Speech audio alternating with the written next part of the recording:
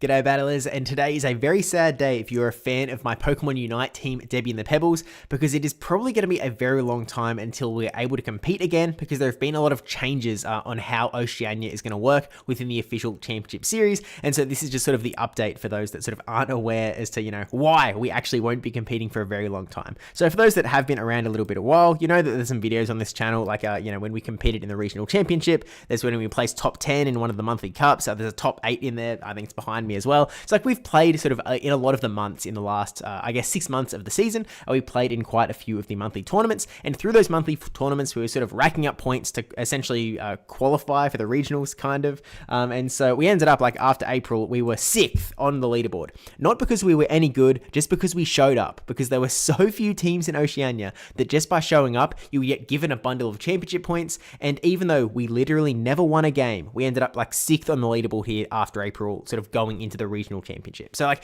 it's sort of very clear that Oceania is very small, and so all of these monthly tournaments to rack up points in the end kind of didn't matter, because essentially what happened is that we did well enough that we got a sort of an instant skip into the top 16. So the top 12 teams, I think, got to skip straight into the top 16.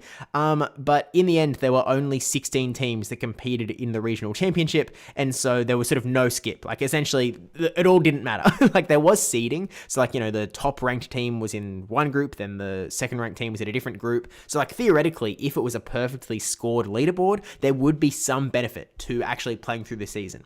But there also wasn't for Oceania, because in Oceania, there was a lot of moving around where a team would pop up, they would play for a few tournaments, gather a bunch of points, and then the team would dissolve, and then the same people would show up on other teams. So one of the main reasons that we're 6th is because a lot of the other teams that are sort of filled with good people sort of came, burnt out, left, and then reformed in like one of these groups that, only played like 1 or 2 tournaments. So like, but it's the same people that were sort of originally up above us. And so it's sort of a weird spot where like the points were also meaningless. We should not, actually in the regional championship, we were the 4th top seed.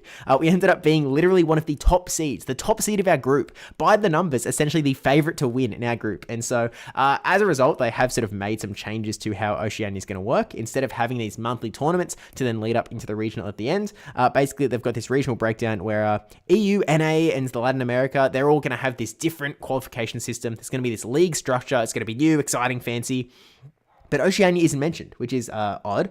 It seems very weird that there's no mention in any of the regional league breakdown until you get to the very last point where it says teams not qualified for Worlds after regional finals can compete in last chance qualifiers hosted in Brazil, EU, Latin America North, South, North America, and Oceania regions in May. And essentially, this is the one tournament that Oceania is going to have in the entire season. So I think they just posted a schedule out today, and so you can sort of see that the last chance qualifier is on May 9th to 10th, and that is essentially the only tournament that will be held in Oceania, and whoever wins that tournament will be the one Oceanic representative at the World Championships for Pokemon Unite. And so what that really means is that there is no official tournament between now and the 9th of May, and it is currently November, which means that we've got 6 months of basically no tournaments, and that sort of just means that we won't be able to officially compete. And now there have been, It's Mifu, someone who was producing and casting a lot of the Oceanic tournaments, is saying that he's going to host a monthly tournaments. So it's always possible that maybe we will get in there and, do a bit of funsies competing.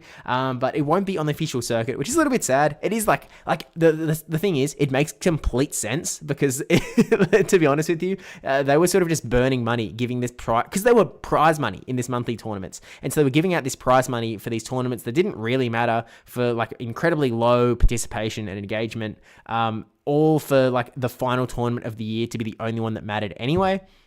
So it sort of makes sense.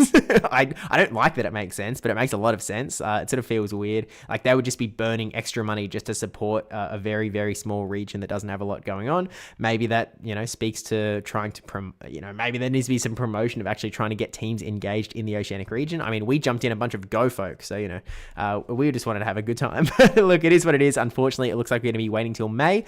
And so that's just the quick little update for those that aren't on Twitter, because, yeah, there will not be a video video for Unite for a little bit of a while. But look, I'm still playing. If you subscribe to the PvPC's VODs channel, if you're over on Twitch, I just literally played like 12 hours ago.